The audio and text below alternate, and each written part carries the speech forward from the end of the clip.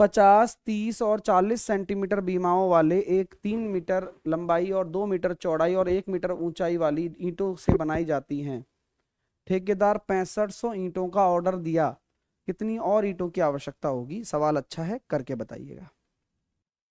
आप जानते हैं कि नंबर ऑफ ईंट कैसे निकालूंगा? आप ये देखेंगे 50 बाई 30 बाई 40 की एक दीवार को बनाने के लिए 3 मीटर, 2 मीटर और 1 मीटर ऊंचाई वाली ईंट की जरूरत है। तो कितनी ईंटों की जरूरत है पहले तो आप ये देख लो। तो आप यहां देख सकते हैं कि 3 से काटा मैंने 10 बार, 2 से काटा मैंने 20 बार, तो जवाब आ रहा है 10,000 ईंट चाहिए और 6500 ईंटर का ऑर्डर किया है।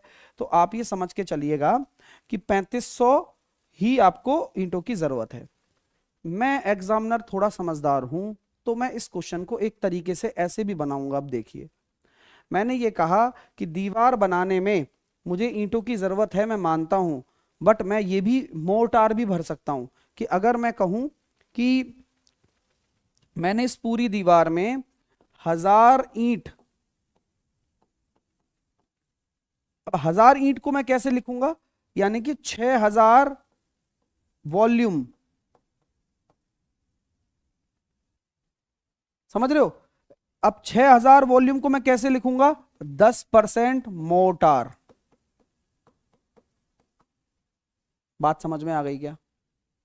तो अगर मैं आप लोगों से बोलता हूं कि 10% इसमें मोर्टार भी है, तो आप ये बोल देंगे 10% मोर्टार है, तो 10,000 ईंटों से जो दीवार बनेगी, बेसिकली आपको अब 9,000 ईंटों की ही जरूरत है। आपने 6500 ईंटों का ठेका दे दिया, अब आपको 2500 ईंट का ठेका ही देना बाकी रह जाएगा, यानी कि 1000 ईंट का जो माल मसाला भर जाएगा। क्वेश्चन क्वेश्चन की बात है।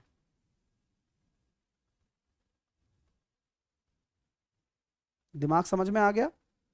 यानी कि मैं अगर इसमें 10% कह दूं कि भाई दीवार बनने में तो 10% मोर्टार लगने वाला है, मैं 6500 का ठेका दे रहा हूं, तो फिर आप कैलकुलेशन देखोगी 10,000 ईंटों की जरूरत है। आपने नोटिस किया 10,000 ईंट है, तो यार 10,000 ईंटों की मेरे को सारी तो लगानी नहीं है, क्योंकि 10% हिस्सा तो मेरा मोर्टार में ही चला जाएगा। तो 9,000 ईंटों की मेरे को जरूरत पड़ेगी। 6500 मैंने ऑर्डर दिया, अब मुझे 2500 ही ऑर्डर करनी है। ये तब है जब मैं मोर्टार भर रहा हूं 10% का।